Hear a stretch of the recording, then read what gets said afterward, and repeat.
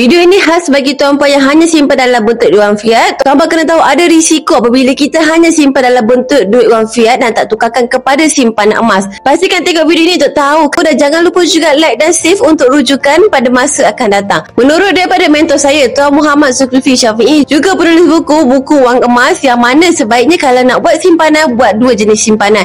Simpanan duit wang fiat sebagai simpanan jangka masa yang pendek dan simpanan emas untuk simpanan jangka masa yang panjang. So, apa kesan kalau kita hanya simpan dalam bentuk duit wang fiat sahaja? Yang pertama ialah bila kita hanya simpan duit wang fiat, kita mungkin akan mengalami keruntuhan nilai mata wang duit wang kertas tersebut.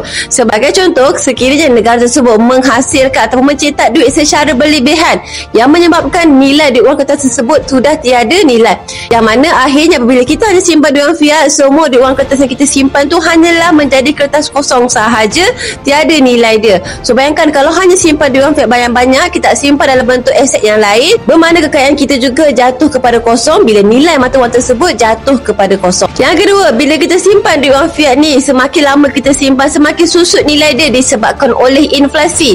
Seperti yang kita tahu, duit wang kertas ni sangat tidak sesuai untuk simpanan jangka masa yang panjang. Semakin lama kita simpan dalam bentuk duit wang fiat, semakin kecil nilai dia, semakin susut nilai dia disebabkan oleh inflasi. Antara faktornya kenaikan harga barang, kenaikan harga rumah dan lain-lain lagi yang menyebabkan nilai mata wang kita tu semakin kecil. So, ini adalah kesan inflasi yang menyebabkan kemampuan duit wang kertas kita semakin kecil disebabkan oleh susut nilai tersebut. Sebab itu, tukarkan sebahagian kepada duit wang fiat tuan-puan kepada simpanan emas untuk lindungi kekayaan kita daripada semakin susut disebabkan oleh inflasi tersebut. Yang ketiga, rata-rata yang simpan duit wang fiat ni gagal buat simpanan yang kekal disebabkan oleh simpanan yang bocor. Sebabnya fitrah manusia, bila kita simpan duit wang kertas, kita akan fikir untuk belanja, untuk beli barang dan sebagainya. Berbeza bila kita simpan dalam bentuk emas, kita akan fikir simpanan emas untuk simpanan jangka masa panjang dan hanya akan jual bila waktu kecemasan sahaja. So, inilah antara risiko sekiranya tuan-puan hanya simpan dalam bentuk duit wang fiat. So, tuan-puan yang hanya simpan duit wang fiat,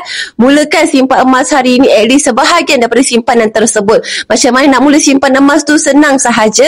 Klik saja link dekat profil saya untuk daftar akaun secara percuma dan boleh terus mulakan simpanan emas hari ini dengan serendah RM100 sahaja. Atau sekiranya tuan-puan ada persoalan nak tanya, boleh kontak saya dekat nombor ini untuk saya bantu tuan-puan daftar akaun dengan lagi mudah. Akhir kata, macam biasalah, senangnya nak simpan emas.